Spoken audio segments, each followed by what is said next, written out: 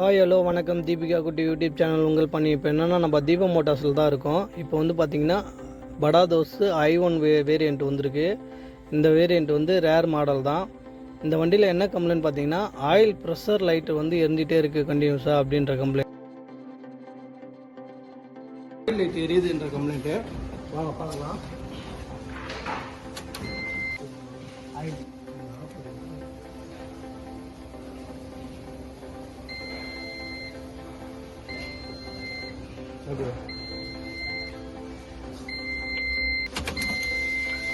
பார்த்தீங்கன்னா oil pressure light, இது வந்து லைட்டு வந்து ஆயில் ப்ரெஷர் லைட்டு கண்டினியூஸாக எரிஞ்சிட்டே இருக்குன்ற கம்ப்ளைண்ட்டு.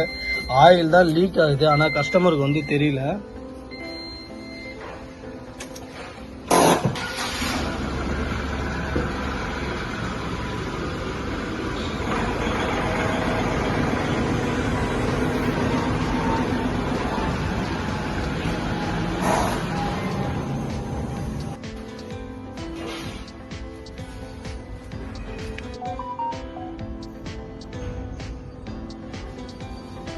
நம்ம தோஸ்த் பார்த்தீங்கன்னா இது நம்ம தோஸ்த் வண்டியில இருக்கிற ஒரே இன்ஜின் தான். இது தோஸ்துக்கு இருக்கிற இன்ஜின் தான். ஆர்பிஎம் மட்டும்தான் மாறும், மற்றபடி வேற எதுவும் இல்லை.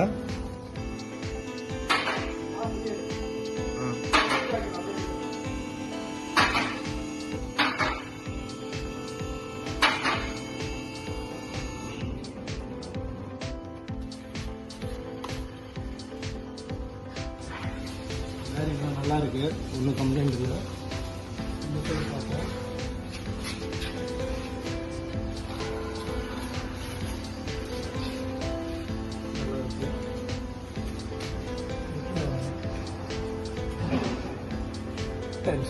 நல்லா இருக்கு.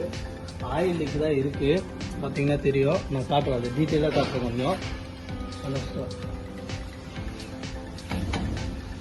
ஜாயின் ஸ்டார் நல்லா இருக்கு. இந்த சைடு வந்துருங்க. கியர் பாக்ஸ் பெட்டெல்லாம் நல்லா இருக்கு, சேஃப்டி இருக்கு.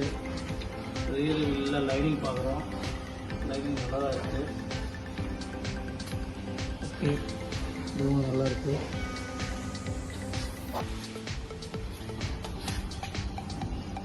நல்லா இருக்கு, இது ஷேக் இல்லை, இது ஷேக்கு.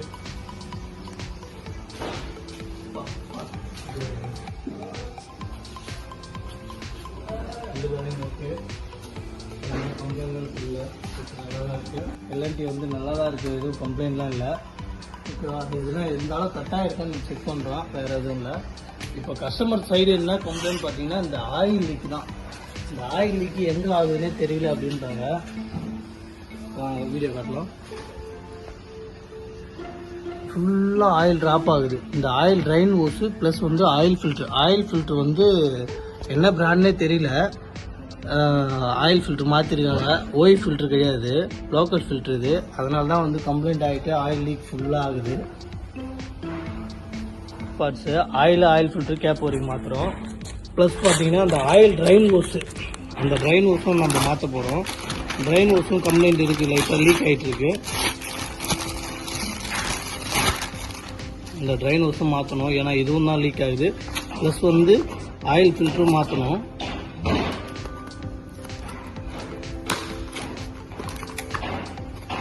லைலாண்ட் ஓய் ஃபில்ட்ரு வந்து இப்படி தான் இருக்கும். இந்த ஓய் ஃபில்ட்ரு போட்டோம் தெரியல, இந்த மாதிரி கம்ப்ளைண்ட்லாம் வராது.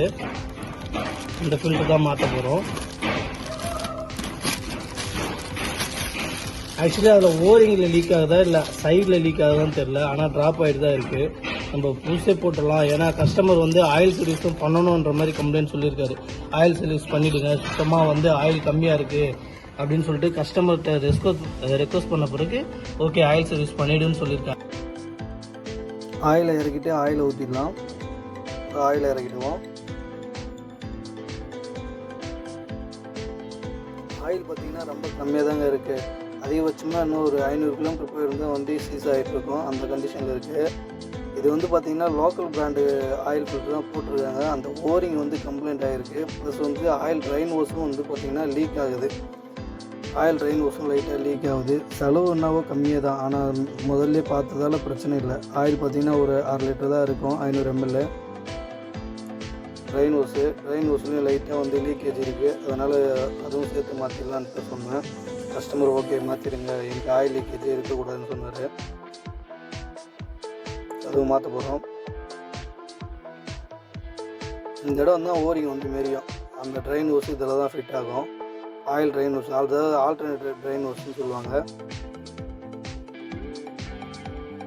இதில் நல்லா டைட்டாக போட்டுடலாம். நம்ம வந்து எப்பவுமே ஓய் ஃபில்ட்ரு தான் போடுவோம். ஓய் ஃபில்டரில் வந்து பார்த்திங்கன்னா அந்த ஓரிங்கில் வந்து ஆயில் தடவி மாட்டோம்னா கொஞ்சம் சீட்டிங் நல்லாயிருக்கும். லைட்டாக டைட் பண்ணால் போதும். கை டைட் பண்ணிட்டு 2 வாட்டி டூல் போட்டு பண்ணால் போதும். ட்ரெயினை டைட் பண்ணிடலாம்.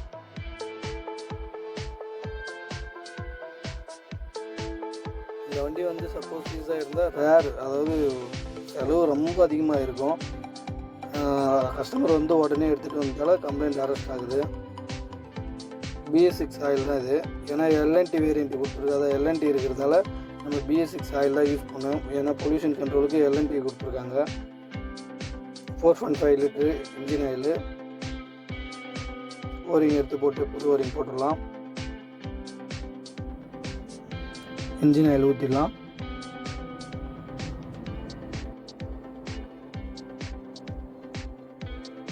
BS6 oil.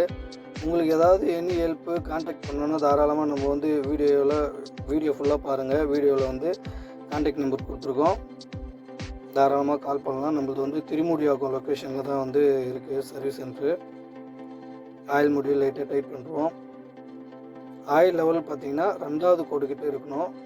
கரெக்டாக இருக்குது. கொஞ்சம் அதிகமாக தான் இருக்குது. வண்டி ஸ்டார்ட் பண்ணால் ஆயில் ஃபில்ட்ரு கொஞ்சம் போகும். கரெக்டாக இருக்கும். வண்டி ஸ்டார்ட் பண்ணி பார்ப்போம்.